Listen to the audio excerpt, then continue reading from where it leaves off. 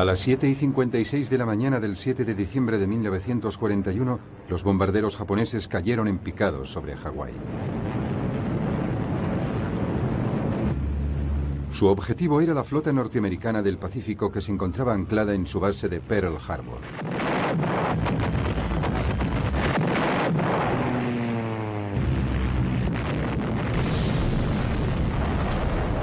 Cinco navíos norteamericanos fueron alcanzados en el primer ataque.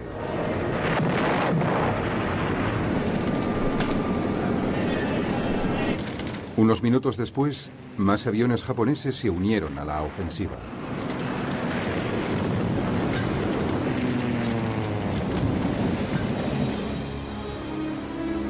A las 8:35, dos acorazados norteamericanos se estaban hundiendo, dos habían zozobrado y otros estaban seriamente dañados.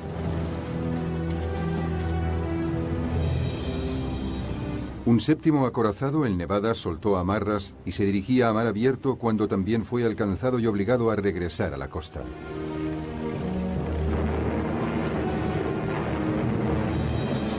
Simultáneamente, cazas Cero japoneses bombardearon los aviones norteamericanos alineados en las pistas de aterrizaje de la isla.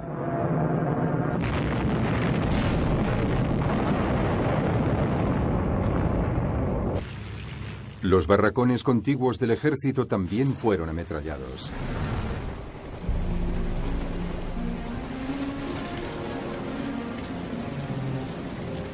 Al finalizar el ataque, más de un centenar de buques de guerra norteamericanos habían sido dañados. 164 aviones habían sido destruidos.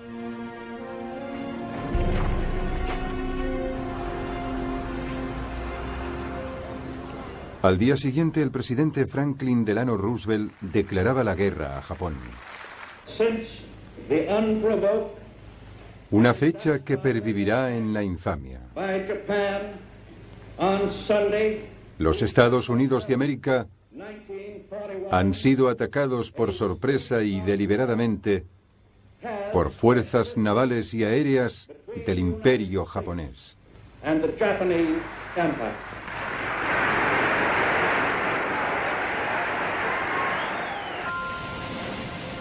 El escenario estaba dispuesto.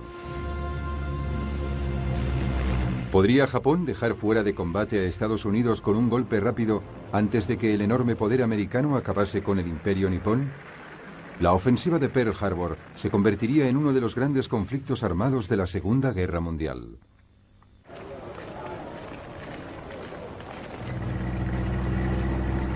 Japón había dado sus primeros pasos hacia la guerra en agosto de 1940. Sacando provecho de la derrota de Francia en Europa, se hizo con el control de las bases aéreas en la colonia francesa de Indochina. Estaba buscando una expansión rápida y fácil de su imperio.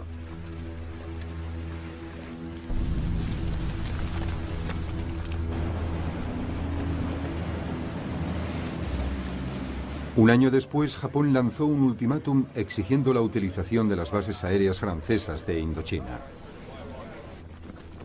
Al ver que los franceses dudaban, los japoneses invadieron el país y se hicieron con el control, incluida la colonia francesa.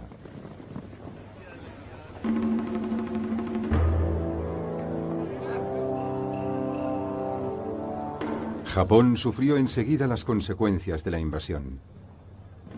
Estados Unidos congeló los activos financieros de Japón en el extranjero, privando al país de su capacidad para comprar petróleo. Japón debía escoger entre ceder y perder prestigio o seguir con la ocupación territorial y agravar la situación internacional.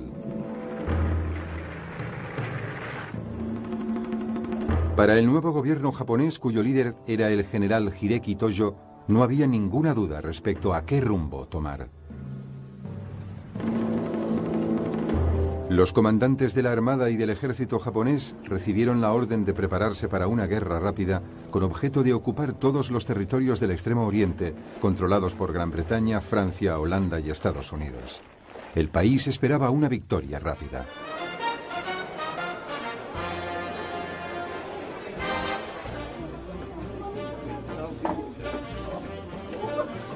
Japón consideraba a Estados Unidos como una nación cuya población solo pensaba en divertirse y por tanto no emprendería una guerra larga que pudiera causar muchas pérdidas humanas. Los líderes militares japoneses consideraron que si destruían la flota norteamericana del Pacífico, Estados Unidos buscaría rápidamente la paz. Y así fue como decidieron atacar Pearl Harbor. Esta ofensiva le fue encomendada al almirante Isoroku Yamamoto, comandante de la flota combinada japonesa.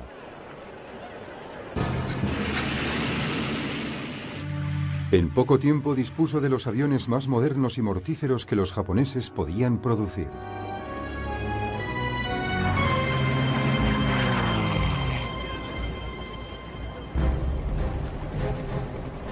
La flota norteamericana del Pacífico estaba formada por 8 acorazados antiguos de la Primera Guerra Mundial y 2 portaaviones.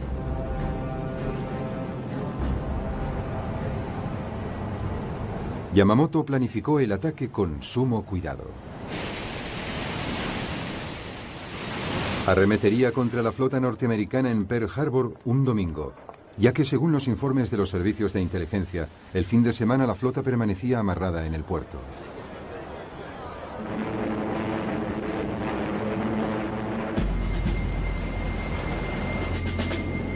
En el más absoluto silencio, las fuerzas japonesas se agruparon en la bahía de Tankán, al norte de las islas Kuriles.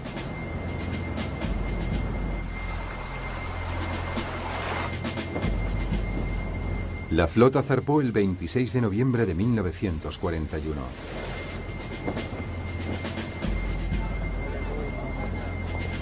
Mientras, como señuelo, los negociadores japoneses llegaban a Washington para discutir sobre una posible retirada de los japoneses de China.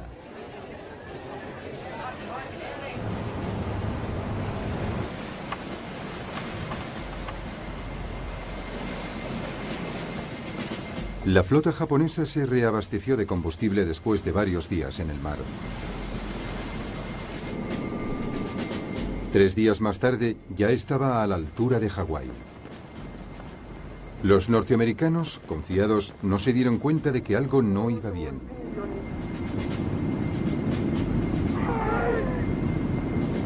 A las 6 de la mañana del 7 de diciembre, después de recibir las últimas instrucciones, despegó la primera oleada de aviones japoneses.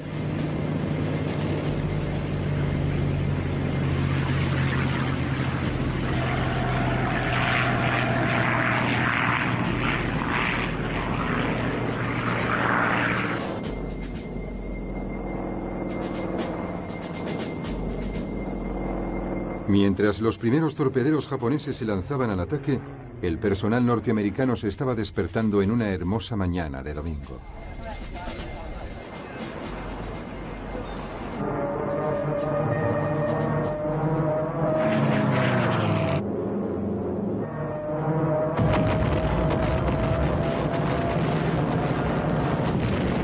En menos de 2 horas y cuarto todo había terminado.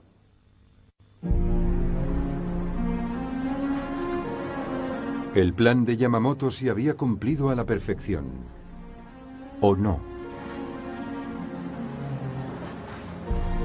Solo había un problema. Los 2 portaaviones norteamericanos no se hallaban en Pearl Harbor en aquel momento, y por lo tanto se habían librado del ataque. El principal objetivo de Yamamoto de inutilizar la flota norteamericana del Pacífico había tenido un éxito parcial.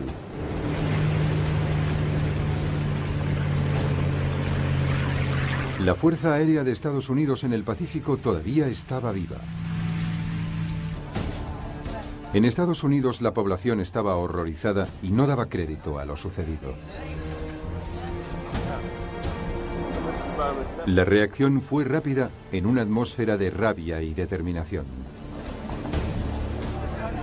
La muchedumbre furiosa asaltó la embajada de Japón en Estados Unidos. Japón había despertado al gigante dormido. El secretario de la Armada norteamericana, Frank Knox, habló en nombre de muchas personas. Los japoneses han empezado esta guerra, nosotros la terminaremos.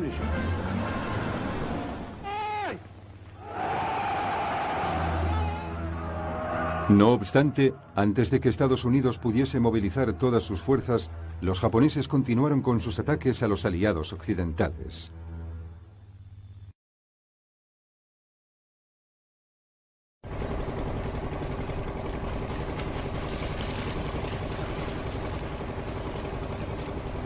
En diciembre de 1941, mientras Norteamérica se restablecía de sus heridas después de Pearl Harbor, Japón lanzaba una serie de nuevos ataques a las colonias occidentales del sureste asiático.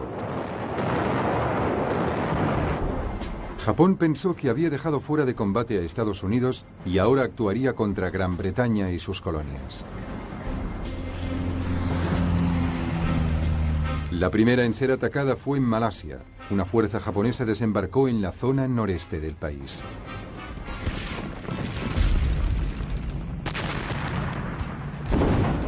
El plan era que ésta debía abrirse camino hacia el sur, a lo largo de la costa este.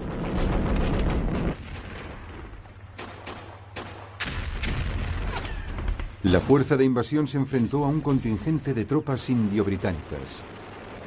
Tras un día completo de combate, estas fueron aniquiladas. Mientras, más hacia el norte, en Tailandia, un segundo desembarco japonés no encontró resistencia. 30.000 soldados japoneses se abrieron rápidamente camino a lo largo de la costa occidental de Malasia.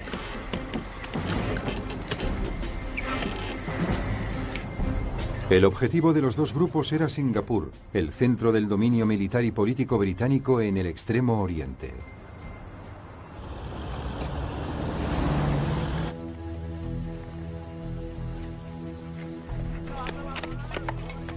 Gran Bretaña había convertido la isla en una fortaleza inexpugnable, o al menos eso pensaba. Todos sus cañones apuntaban hacia el sur, hacia el mar. Sin embargo, los japoneses se estaban aproximando por tierra desde el norte. A pesar de ello, los comandantes británicos permanecieron extrañamente tranquilos. No consideraban a los japoneses como grandes luchadores y creían que la selva virgen malaya era prácticamente infranqueable.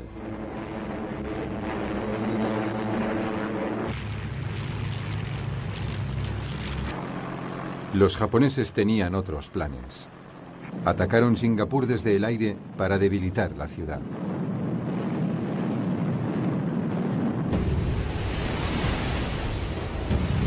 Gran Bretaña envió un nuevo acorazado, el Príncipe de Gales, y un crucero de combate para defender Singapur. Ambos tuvieron que enfrentarse a los bombarderos japoneses.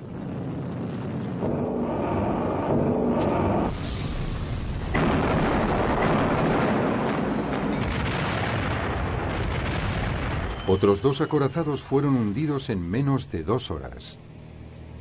Murieron más de 3.000 hombres de la tripulación. Fue el mayor desastre naval británico de la Segunda Guerra Mundial. En una era de aviones y portaaviones, parecía evidente que los acorazados, el centro de la Armada Británica durante años, formaban parte del pasado.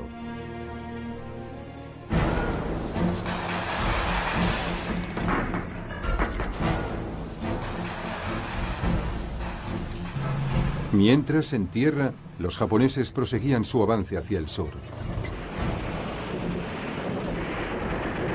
El 11 de enero de 1942, Kuala Lumpur caía en manos de los japoneses. Las fuerzas británicas perdieron terreno y se replegaron en la isla de Singapur.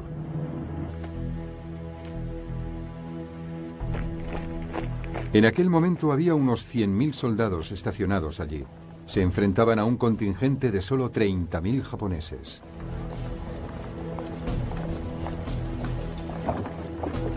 Incluso sin sus grandes cañones, los británicos deberían haber sido capaces de resistir.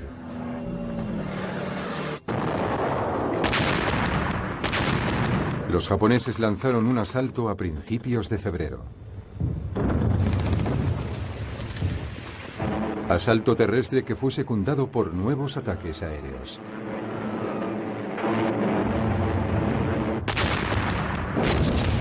Después de una serie de bombardeos, la defensa británica fue rápidamente reducida. Los británicos habían realizado una estimación equivocada de sus fuerzas. 4 días después, los japoneses se abrían paso a través de la última línea defensiva británica.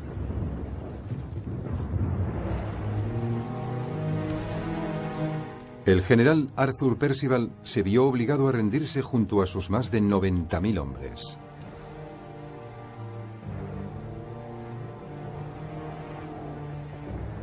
Nunca en la historia del ejército británico un comandante de una fuerza tan importante se había rendido, sobre todo teniendo en cuenta que las fuerzas británicas superaban a las japonesas en un número de 3-1.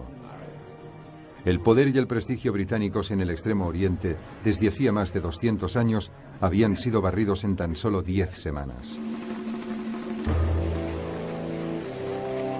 Pero no fue este el único desastre.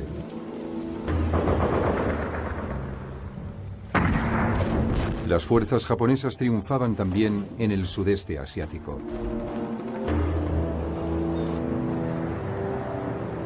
La guarnición británica de Hong Kong siguió luchando valerosamente con todas sus fuerzas durante 2 semanas antes de sucumbir a la invasión japonesa.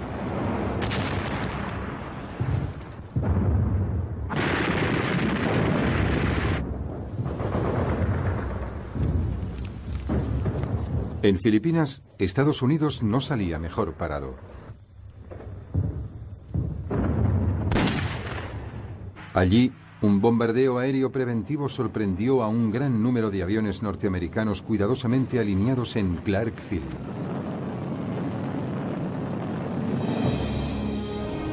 La mayor parte fue destruida.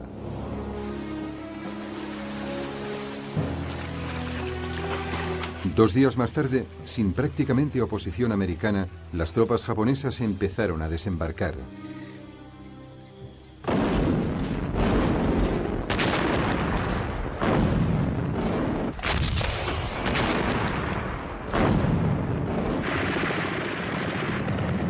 El ejército filipino se desvaneció.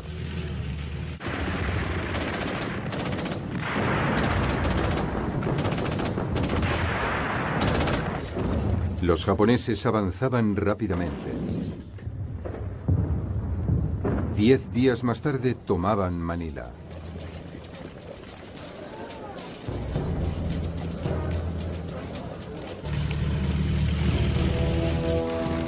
Las fuerzas norteamericanas se vieron forzadas a replegarse a la península de Batán. Allí esperaban resistir hasta la llegada de una fuerza de relevo. Pero esta nunca llegó.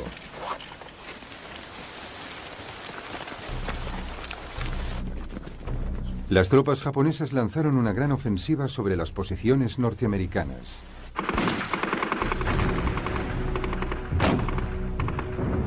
Después de 4 días de intensa lucha, las fuerzas japonesas rompieron las líneas defensivas enemigas. Los norteamericanos se rindieron 2 días más tarde.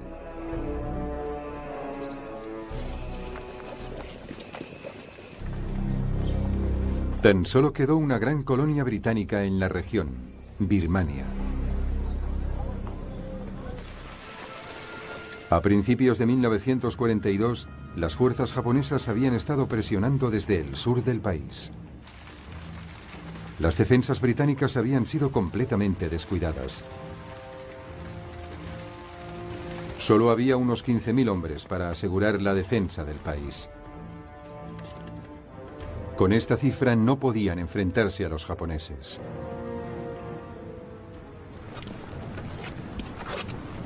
Las tropas aliadas organizaron una breve resistencia que estaba destinada a fracasar.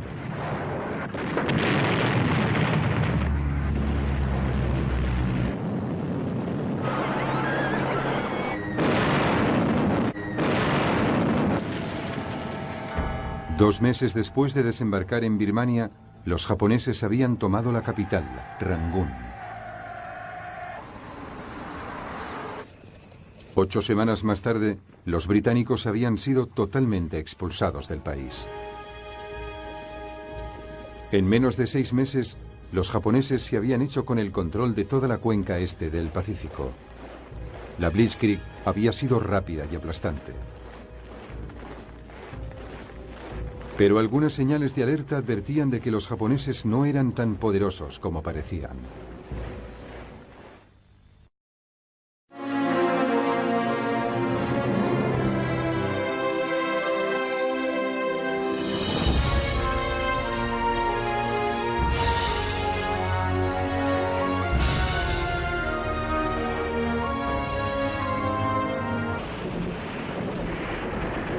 El 11 de enero de 1942, Kuala Lumpur caía en manos de los japoneses. Las fuerzas británicas perdieron terreno y se replegaron en la isla de Singapur.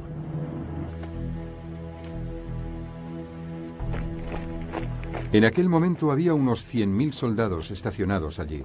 Se enfrentaban a un contingente de solo 30.000 japoneses.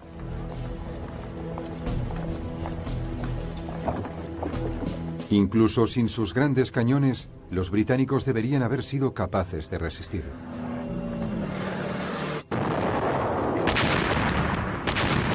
Los japoneses lanzaron un asalto a principios de febrero. Asalto terrestre que fue secundado por nuevos ataques aéreos.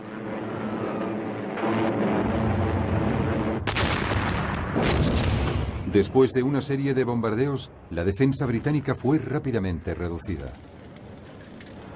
Los británicos habían realizado una estimación equivocada de sus fuerzas. 4 días después, los japoneses se abrían paso a través de la última línea defensiva británica.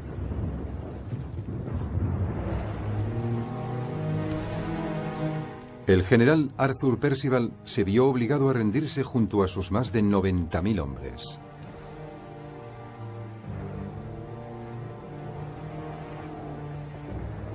Nunca en la historia del ejército británico un comandante de una fuerza tan importante se había rendido, sobre todo teniendo en cuenta que las fuerzas británicas superaban a las japonesas en un número de 3-1.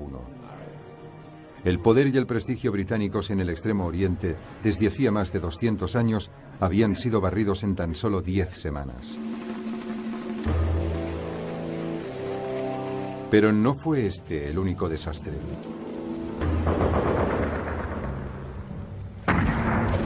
Las fuerzas japonesas triunfaban también en el sudeste asiático.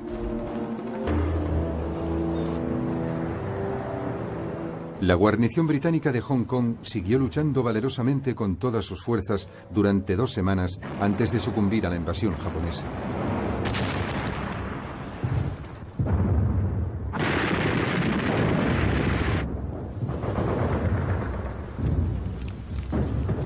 En Filipinas, Estados Unidos no salía mejor parado.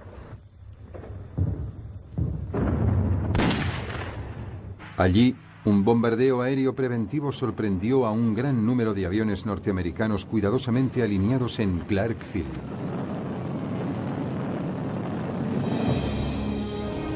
La mayor parte fue destruida. Fue el mayor desastre naval británico de la Segunda Guerra Mundial.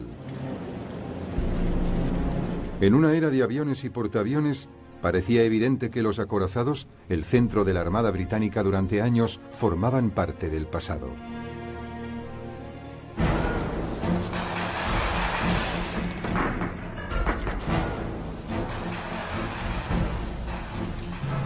Mientras, en tierra, los japoneses proseguían su avance hacia el sur. El 11 de enero de 1942, Kuala Lumpur caía en manos de los japoneses. Las fuerzas británicas perdieron terreno y se replegaron en la isla de Singapur.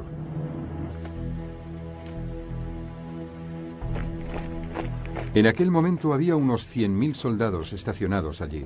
Se enfrentaban a un contingente de solo 30.000 japoneses.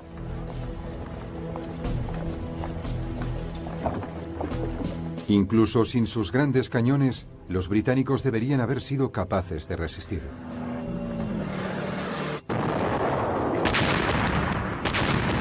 Los japoneses lanzaron un asalto a principios de febrero.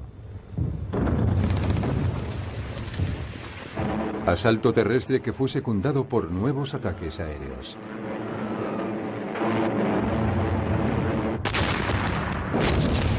Después de una serie de bombardeos, la defensa británica fue rápidamente reducida. Los británicos habían realizado una estimación equivocada de sus fuerzas. 4 días después, los japoneses se abrían paso a través de la última línea defensiva británica.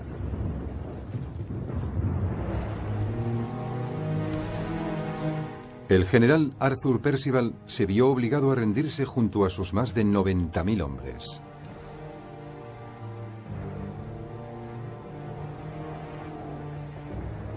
Nunca en la historia del ejército británico un comandante de una fuerza tan importante se había rendido, sobre todo teniendo en cuenta que las fuerzas británicas superaban a las japonesas en un número de 3-1.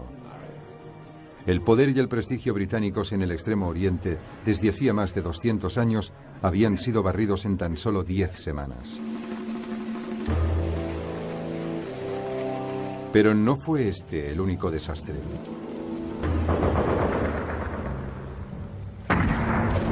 Las fuerzas japonesas triunfaban también en el sudeste asiático.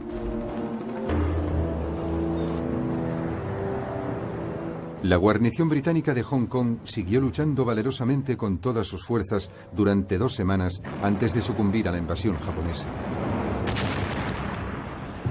Lanzaba una serie de nuevos ataques a las colonias occidentales del sureste asiático. Japón pensó que había dejado fuera de combate a Estados Unidos y ahora actuaría contra Gran Bretaña y sus colonias. La primera en ser atacada fue en Malasia. Una fuerza japonesa desembarcó en la zona noreste del país.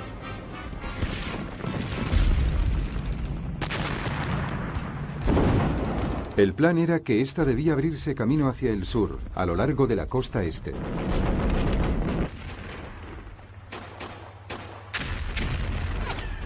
La fuerza de invasión se enfrentó a un contingente de tropas indio-británicas.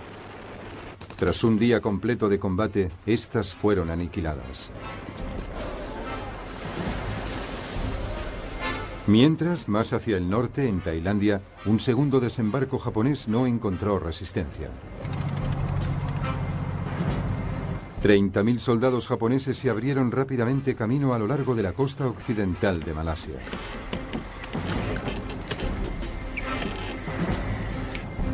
El objetivo de los dos grupos era Singapur, el centro del dominio militar y político británico en el Extremo Oriente.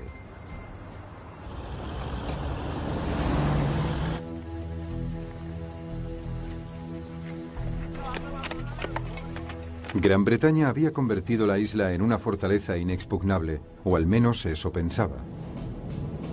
Todos sus cañones apuntaban hacia el sur, hacia el mar.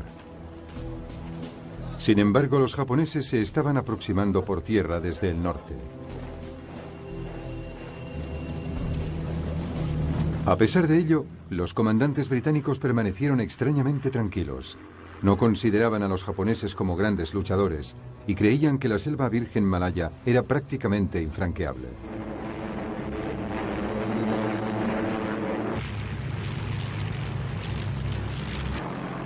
Los japoneses tenían otros planes.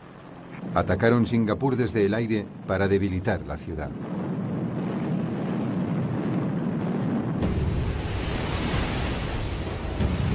Gran Bretaña envió un nuevo acorazado, el Príncipe de Gales, y un crucero de combate para defender Singapur. Ambos tuvieron que enfrentarse a los bombarderos japoneses.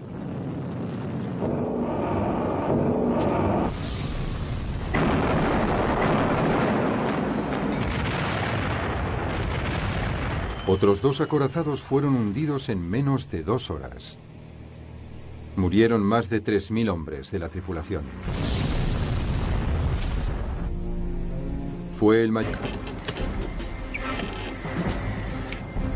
El objetivo de los dos grupos era Singapur, el centro del dominio militar y político británico en el Extremo Oriente.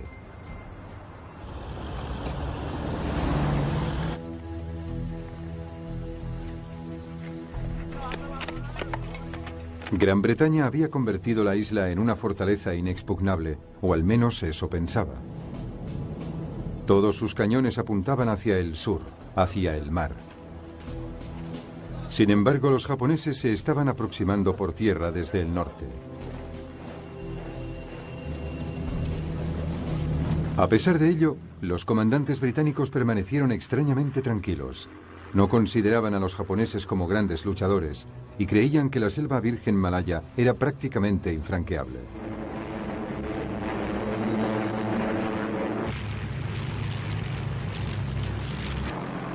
Los japoneses tenían otros planes. Atacaron Singapur desde el aire para debilitar la ciudad.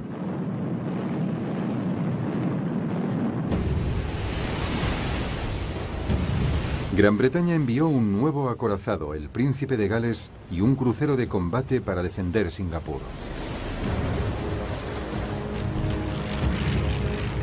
Ambos tuvieron que enfrentarse a los bombarderos japoneses.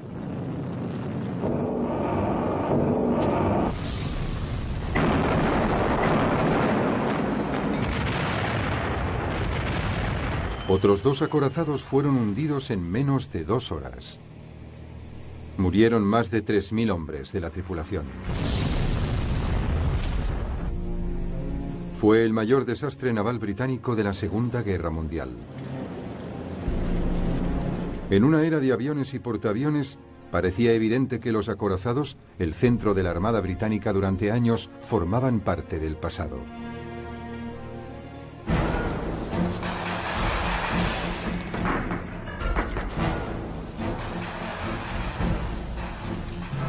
Mientras, en tierra, los japoneses proseguían su avance hacia el sur. El 11 de enero de 1942, Kuala Lumpur caía en manos de los japoneses.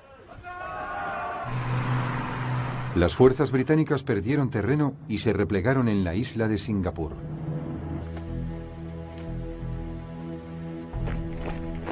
En aquel momento había unos 100.000 soldados estacionados allí. Se enfrentaban a un contingente de solo 30.000 japoneses.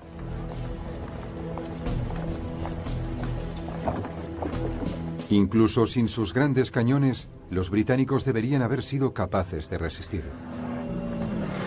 Rápidamente reducida. Los británicos habían realizado una estimación equivocada de sus fuerzas.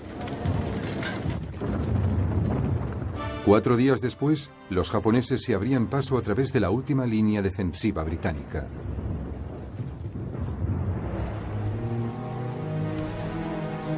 El general Arthur Percival se vio obligado a rendirse junto a sus más de 90.000 hombres.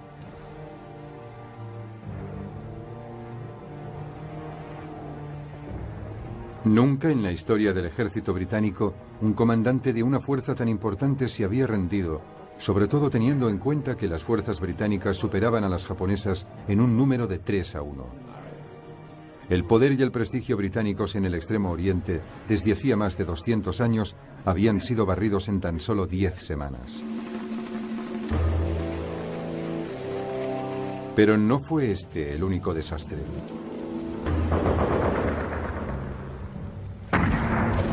Las fuerzas japonesas triunfaban también en el sudeste asiático.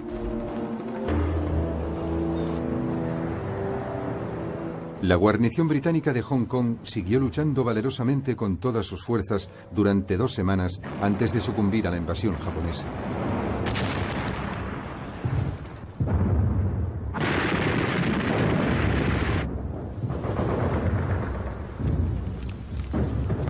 En Filipinas, Estados Unidos no salía mejor parado.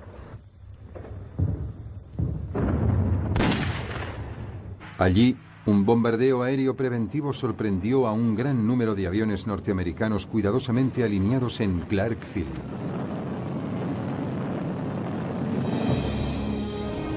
La mayor parte fue destruida.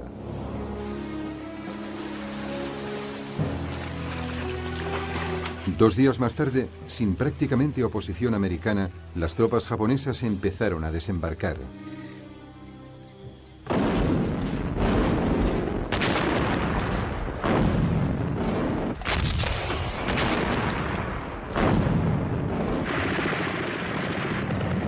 El ejército filipino se desvaneció.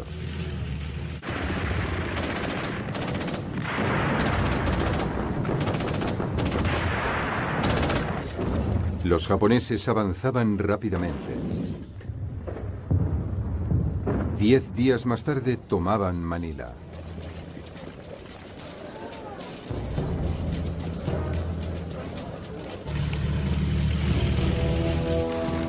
Las fuerzas norteamericanas se vieron forzadas a replegarse a la península de Batán. Allí esperaban resistir hasta la llegada de una fuerza de